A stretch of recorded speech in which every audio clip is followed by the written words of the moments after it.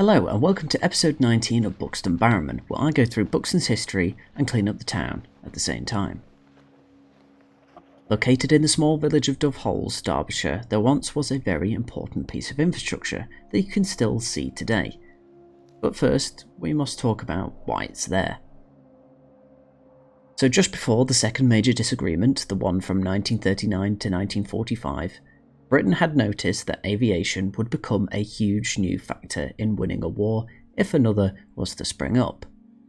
And so the RAF in 1936 drafted up a plan to connect airstrips, refineries and fuel depots up and down the country with a pipeline, to ensure the RAF would have an uninterrupted flow of aviation fuel as well as petrol and diesel. At the beginning, the plan included 90,000 tonnes of fuel storage, but by 1938 that number had increased to 800,000. Bear in mind that before this, the RAF only had reserves for 8,000 tonnes, which was just enough for one day in the peak of the Second World War. None of the pipeline was operational by the time the war had started, but a few of the new fuel tanks were. The first fuel pipeline was finished in 1941, and more of the tanks were constructed too, with a major emphasis on protected tanks, mainly underground, which certainly paid off, as 500,000 tonnes of unprotected tanks were destroyed in the war, with only 8,000 tonnes protected ones suffering the same fate. And this is where Dove Holes comes into play. Dove is a quarrying village. It always has been, meaning there's a lot of holes scattered across the landscape, which included this one just here. Off the A6, a major road, and with a huge railway connection nearby that links Manchester and Derby, this site was perfect for a new fuel depot. It's not completely apparent to me when construction started, but I believe Dove Holes tanks were built alongside the majority between 1940 and 1942.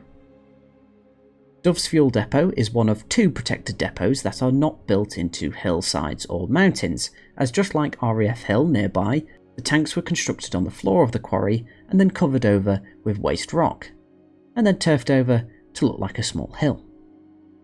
The fuel depot here was constructed in two parts. The first tank, which was built in a horseshoe shape, could hold 20,000 tonnes, with a further 20,000 tonnes constructed later, with 8 horizontal tanks next to each other. And of course the depot was linked to the aviation pipeline, en route between Misselton to the east and Ellesmere Port in the west. Now as you can see, I'm walking around the site, so unfortunately Dove Holes depot is no longer in use. I'm unsure of its closure date, however I believe it still saw use throughout the Cold War, as pretty much all the original World War II tanks remained operational, with only one having to be mothballed back into operation during this time, and more tanks were also constructed during the Cold War.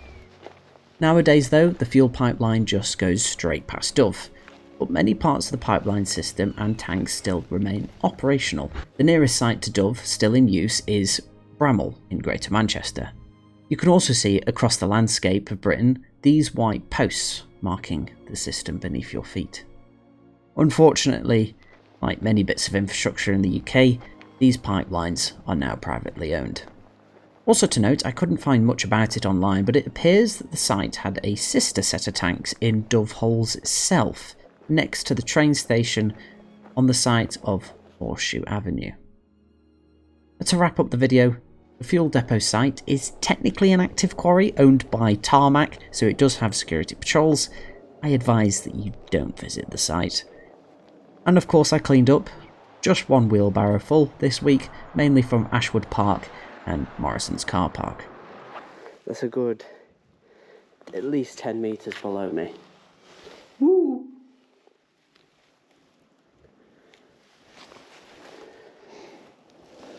Well, that's it for this episode. Thank you very much for watching. Until next time, ta-ra!